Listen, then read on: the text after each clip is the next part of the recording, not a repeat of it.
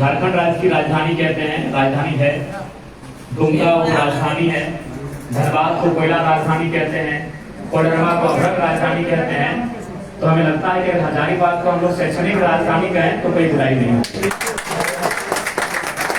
हजारीबाग को हम लोग शैक्षणिक राजधानी इसलिए कहते हैं कि मैं तोपचांची से संबंध रखता हूँ। यहाँ से तोपचांची लगभग 105 किलोमीटर है। और मुझे याद है, क्योंकि अभी थोड़ा सा समय बदला, लेकिन ऐसे 20, 25, 30 साल पहले तोपचांची, राजगंज, इसरी, डुमरी, नावाडी इत्यादि जो वहाँ के छात्र हुआ करते थे, जब वो 12वीं की परीक्षा पास करते थे, 10वीं की परीक्षा पास करते थे, तो नो डाउट उनको ऐसा लगता था कि गांव का जो माहौल है, हम लोग देहात में रहते हैं और घर में जो सुविधाएं हैं वो पर्याप्त नहीं है हमारे लिए। तब वो लॉज के लिए, शहरों के लिए कहीं ना कहीं अपना एजुकेशन को बाहर लेकर जाते हैं। और ऐसे में सबसे पहला चयन अगर कोई छात्र करता है तो हजारीबाग का करता है, क्योंकि कहीं ना कहीं बाकी जो हमारे क्षेत्र हैं, चाहे रांची रहे, धनबाद रहे, जमशेदपुर रहे, हजारीबाग में जो शिक्षा की व्यवस्था है थोड़ी सी सरल है, सुलभ है। और हमें लगता है जो शैक्षणिक संस्थानों में जो मूल्य लिया जाता है, शुल्क लिया जाता है, वो भी बाकियों की तुलना में थोड़ा सुलभ है। तो इसलिए हम अपेक्षा करते हैं कि आज जो भी कोचिंग के संस्थान के हमारे ओनर, हमारे प्रमोद दा, उनके नेतृत्व की जितनी भी टीम है, कि विद्यार्थियों को एक सुलभ शुल्क के साथ आप बेहतर तरीके से पढ़ाएं। क्योंकि आज जो विद्यार्थी इन बेंचों में बैठे हैं, हम आशा करते हैं यही विद्यार्थी वीडियो सीओ बन के उन सरकारी दफ्तरों की कुर्सियों में बैठेंगे और इस राज्य को संभालेंगे। आज जो विद्यार्थी यहाँ पर बैठे हैं, इस कमरे में बैठे, इस कमरे की ताप को सह रहे हैं, आशा करते हैं यही विद्यार्थी जब आगे चलकर जाएंगे तो झारखंड राज्य के ताप को सहेंगे और बकायदा इस झारखंड राज्य को खूबसूरत बनाने के लिए मेहनत भी करेंगे। और मैं आप तमाम छात्रों से आग्रह करना चाहूंगा, क्योंकि मैं भी एक छात्र, ऐसा नहीं कि हम लोग छात्र जीवन को पार किए हैं।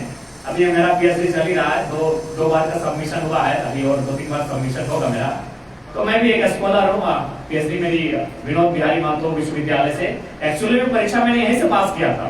2017 में डॉक्टर एलिजिबिलिटी एंट्रांस टेस्ट मैंने विनोबा यूनिवर्सिटी से ही पास किया था। लेकिन फिर जब नया यूनिवर्सिटी आया तो हम लोग को कहा कि नहीं, आप लोग एडमिशन यहाँ कर सकते हैं। मैंने पीएचडी का एंट्रांस टेस्ट यहीं से पास किया था। तो मैं भी अभी छात्र हूँ, और छात्र के जीवन में क्या समस्या आती है, उनके परिवार, चूंकि जो भी हम लोग छात्र हैं मैक्सिमम मिडिल क्लास फैमिली से होते हैं, और हमारे स्टैंड होने से हमारा परिवार डिपेंड करता है। अगर हम जरा सा माइनस हो जाते हैं तो हमारा परिवार 10 साल के लिए, 15 साल के लिए माइनस हो जाता है। हमारा परिवार पीछे चल जाए, इस बात को आप मानिए।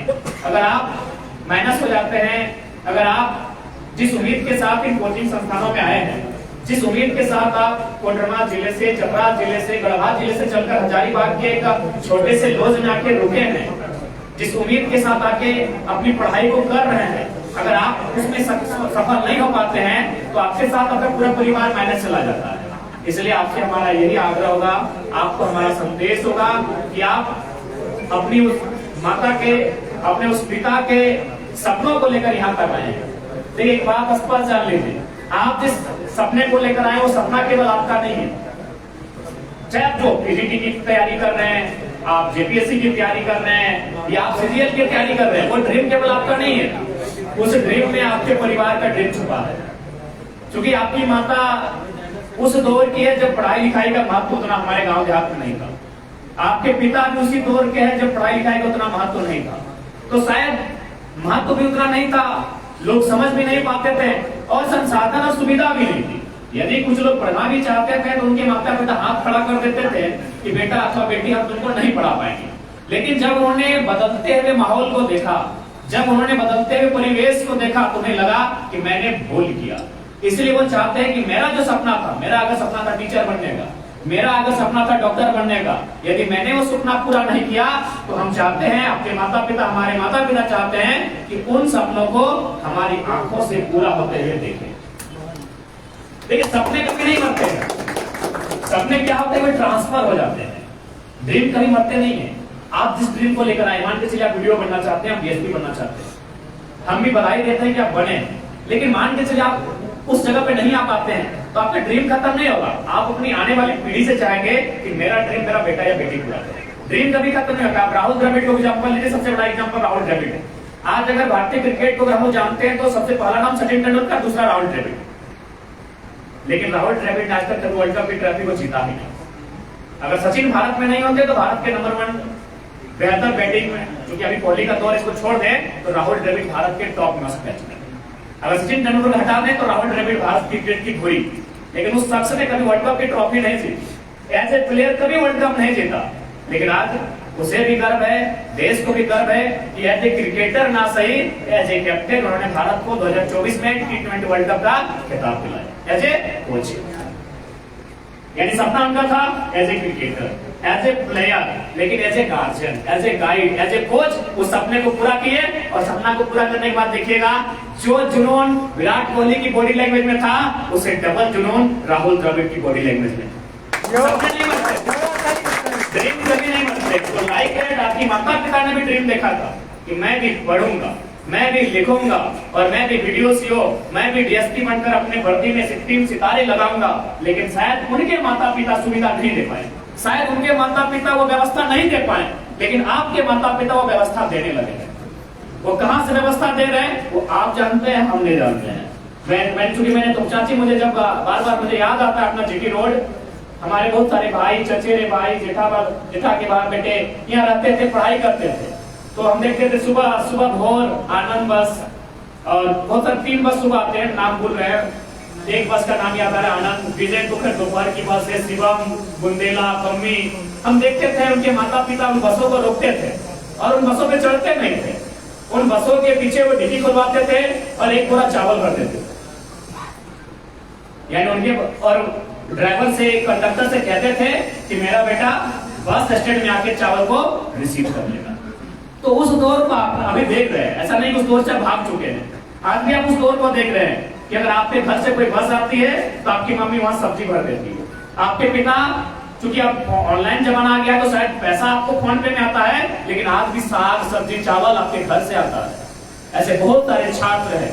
तो इसलिए मैं आपको यही संदेश दूंगा, मैं भी उसी दौर में हूँ, हालांकि 2-4 साल आयु में फर्क होगा। आप ग्रेजुएट के होंगे, आप मास्टर्स के होंगे, हम लोग पीएचडी के, या फिर आप इंटर के होंगे। लेकिन मैं भी छात्र जीवन से बाहर नहीं आया हूँ। भले आज हम लोग राज्य में एक चेहरा है पॉलिटिक्स का, भले आज राज्य की जनता एज ए मैंने मुखिया हम लोग को देखना चाहती है, विधानसभा के भीतर देखना चाहती है, देखना नहीं चाहती है। हमें अवसर भी दिया है 8.5 लाख वोट पूरे भारत की हिस्ट्री में as a independent candidate, party का कोई सिंबल नहीं और तमाम इतने अच्छे वोट। तो भले हम लोग सदन के भीतर लोग देखना चाहते हैं, लेकिन हम लोग भी आपके जैसे ही हैं, आपसे भिन्न नहीं है और बिल्कुल भी भिन्न नहीं। आप देख सकते हैं, किसी भी अंदाज से देख लें, आप किसी भी तरीके से आप हम लोग से अपना तुलना करें, आपसे हम लोग कोई भिन्न नहीं है। और हम लोग ये भी आपको विश्वास दिलाते हैं कि आज हम जैसे हैं हम लोग कल भी वैसे रहेंगे। तो आप उदाहरण देखिए, आज हजारीबाग की अगर बात करें तो हजारीबाग के संस्थानों में उद्घाटन करने के लिए विधायक सांसद भी तरसते हैं कि भाई छात्रों के बीच मुझे जाने का अवसर मिलेगा। अरे कैसे अगर उनको मौका मिल जाता तो एकदम बढ़िया कोट पैंट सूट चढ़ा के आते, क्रीज मार के आते, परफ्यूम लगा के आते। आप गौर से मेरे टी शर्ट को देखिए, दोनों बाजुओं में फुटबॉल का चिन्ह आपको साफ दिख रहा है। फुटबॉल खेल के आए हैं और दोनों बाजुओं में साफ दिख रहा है, क्योंकि हम लोग कोई एटीट्यूड वाले लोग नहीं है भैया। हम मिट्टी से आए हैं, मिट्टी को समझते हैं। विश्वास कीजिए, 3 दिन पहले उसी ग्राउंड में 2 आईएएस आए थे, दिल्ली से आए थे। आईएएस में भी के सलाहकार है सरकार के, और आके मंच में पूछा कि हम लोग जयराम कुमार महतो से मिलने आए, वो कहाँ मिलेंगे। तो मंच में जो लोग बैठे तो उन्होंने कहा देखो उस पेड़ के नीचे एक बाथरूम जैसा घर दिख रहा है छोटा सा, उसी घर की छत पर जाके देखे जयराम महतो बैठे हैं बच्चों के साथ। बोला यार, जिसको पूरा झारखंड आज मिलना चाहता है, जिससे मिलने के लिए हमको दिल्ली से स्पेशल भेजा है, आज वो मंच में ना बैठकर छत पर बैठा है बच्चों के साथ। बोला वही जयराम महतो का सिद्धांत है। वाह, आके परिचय दिया कि हम लोग दिल्ली से आए, आपसे मिलना चाहते हैं। बोले सर माफ कीजिए, बड़ा रोमांचक मैच चल रहा है, आप देखने को उत्सुक है तो देखिए, 15 मिनट के लिए साइड रहिए। हमारा यही एटीट्यूड है, हमारा यही अंदाज है, मेरा यही सिद्धांत है। विश्वास कीजिए, उन दोनों आईएएस ने 15 मिनट वेट किया।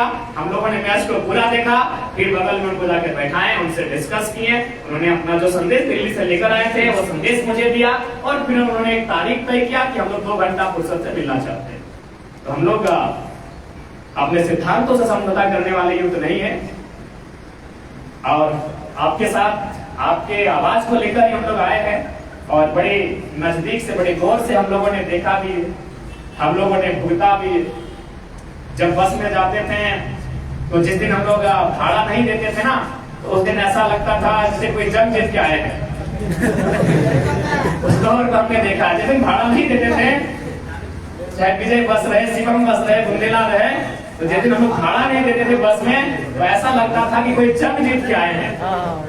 उसके बाद हम लोग भी धनबाद में जब उतरते थे तो पीके रॉय कॉलेज की दूरी 2 किलोमीटर थी।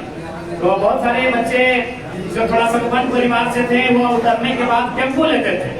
हम लोग वहां से पैदल चल जाते थे, लगभग 2 किलोमीटर है, और शहर में पैदल चलना थोड़ा ठीक नहीं लगता है, तो हम लोग 2 किलोमीटर शॉर्टकट रास्ता लेके धनबाद स्टैंड में उतर के पीके रॉय मेमोरियल कॉलेज पैदल जाते थे।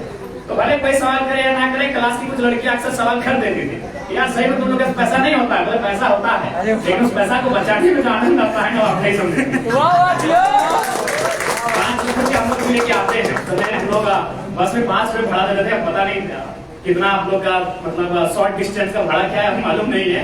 तो उस दौर को भी हम लोग देखे। ऐसा बात नहीं कि हम लोग किसी संपन्न परिवार से हैं, मैं भी एक साधारण, मतलब सोच नहीं सकते मैं इस परिवार से हूँ। आज भी अगर जोर से जो बारिश हुई, कल की जो बारिश हुई, मेरे घर में लगभग 3-4 जगह वो जो बर्तन होता है, बर्तन रखा गया कि बारिश के मुद्दे जमीन पे ना पड़े। तो मैं आज भी उसी परिवार से आता हूँ। ऐसा नहीं, बस नियति की मांग थी, एक मंच मिला, एक जगह मिला, अंदर एक टैलेंट था, उसे टैलेंट से पूरे झारखंड में पहचान बना दी।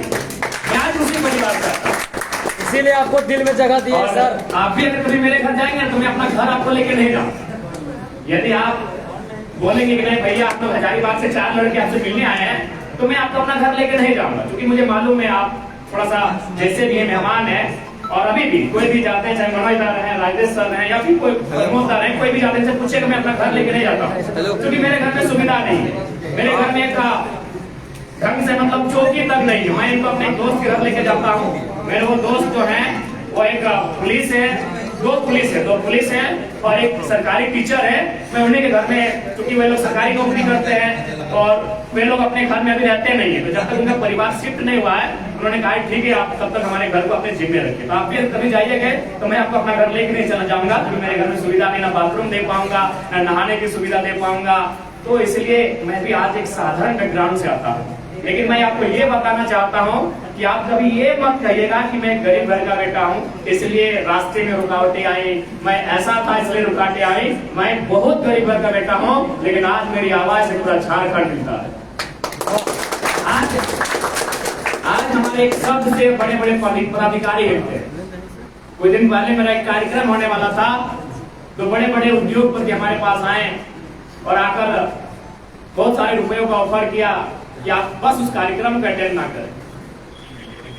लेकिन क्यों? उन्हें भय है हमारी आवाज का। जब हमारे यहाँ से आवाज निकलेगी तो जनता के दिलों को छूते हुए बहुत दूर तक चली जाएगी। तो इसलिए देखिए, बाधाएं आएंगी, बाधाएं हमारे भी जीवन में आई है, आपके भी जीवन में आएंगी, लेकिन बस याद रखिएगा कि हमें कुछ बेहतर करके जाना है, हमें कुछ बेहतर करना है अपने लिए, अपने माता पिता के लिए, अपने इस राज्य के लिए, अपने इस देश के लिए कुछ बेहतर करना है। और याद रखिएगा, जीना तो सबको है, मरना तो एक दिन सबको है, लेकिन कुछ विशिष्ट अपनी पहचान बना के जाइए। ये मैं आपको संदेश देना चाहूंगा, ये मेरी आपको शुभकामनाएं होंगी।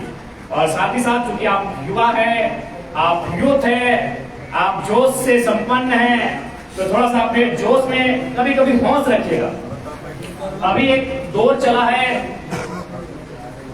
एक मोबाइल पे हमारी दुनिया बन के रह गई है, और विशेषकर जो युवा पीढ़ी है थोड़ा सा उसमें काफी आकर्षित है। तो मैं आपको इतना ही कहना चाहूंगा कि देखिए, प्राइवेसी प्राइवेसी प्राइवेसी के चक्कर में इतने भी प्राइवेट मत हो जाइएगा कि आपको ये पता नहीं चले कि आपके गांव की चौहद्दी क्या है, कि आपके गांव के किनारे कोई नदी बहती है, आपके गांव में कितने प्रकार के फसल उगाए जाते हैं, आपके गांव में किस प्रकार के पेड़ पौधे पाए जाते हैं, उन जंगलों में कौन सी कोयल की कुकू किसी आवाज गूंजती है, उसमें चीता भालू हिरण कौन पाया जाता है। कम से कम इतने प्राइवेट मत होइए, क्योंकि आज हम उस दौर में भी हैं जहां युवा अपने आप को अवसाद में लेके चले जा रहे हैं, अपने आप को डिप्रेस्ड कर दे रहे हैं। तो इसलिए उस दौर से बाहर आना होगा।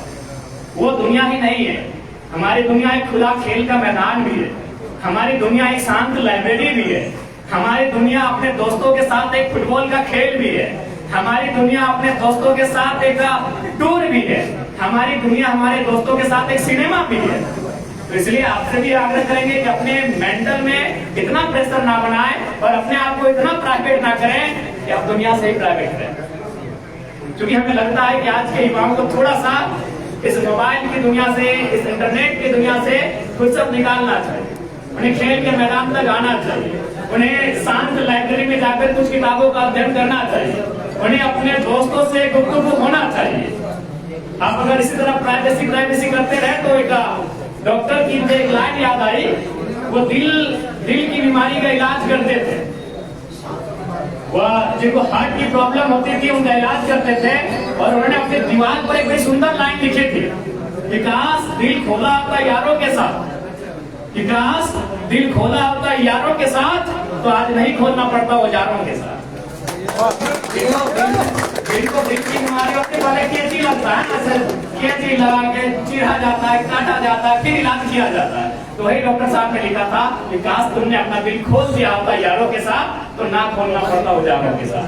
तो ठीक है, आपकी दुनिया है, मोबाइल को भी चलाइए, 2 घंटा चलाइए, फेसबुक में भी सप्ताह में एक बार स्टोरी अपना पोस्ट को अपडेट कर दीजिए, इंस्टाग्राम को भी अपडेट कर दीजिए, रात के 8-9 बजे उसके गुड इवनिंग का मैसेज का भी इंतजार कर लीजिए। लेकिन उसी में पूरी तरह रम जाइए, थोड़ा सा रुक जाइए, हम यही कहेंगे। यूथ है, ऐसा थोड़ी है कि हम 7 साल की उम्र में ये कहानी दोहराएंगे, 7 साल की उम्र में ये कहानी नहीं दोहराएंगे। हमारी उम्र यही है, मैसेज का इंतजार इसी उम्र में होगा। आप करते हैं, अच्छी बात है, ऐसा थोड़ी है कि यहाँ तो लोग बैठे नहीं करते हैं। अगर हम बोलते कि हम नहीं करते तो हम झूठ बोल रहे हैं। तो यही उम्र है कि आप इंतजार करेंगे, लेकिन यही कहेंगे उसमें रम नहीं जाना, उसमें ही रम नहीं जाना। आपको याद रखना है कि आपकी माँ ने गहनों को गिरवी रखा है, आपके पिता ने खेतों में मजदूरी किया है, आपके भाई ने घर से ही बैठकर एक सपना देखा है, आपकी बहन इंतजार में बैठी है कि मेरा भाई कुछ बन जाएगा, तभी राखी के सारे गिफ्ट एक ही बार वसूल करेगा।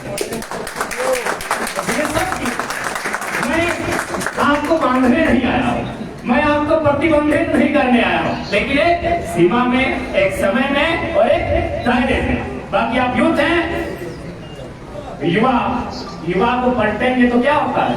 वायु कौन रोकेगा? वायु से वायु, युवा को पलटेंगे तो वायु कौन रोका है उससे? लेकिन हमें लगता है खुद रुकेगा। ठीक है, तो ज्यादा समय नहीं लेंगे, समय की पाबंदी है।